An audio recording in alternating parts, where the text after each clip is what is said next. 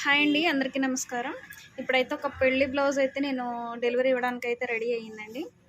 ఇంత మంచి కాంబినేషన్ అయితే నేను వేసి చాలా రోజులయ్యిందండి. మనం క్రీమ్ కలర్ మీద మెరూను అండ్ పింక్ కలర్ కాంబినేషన్తో అయితే వర్క్ చేస్తున్నాము.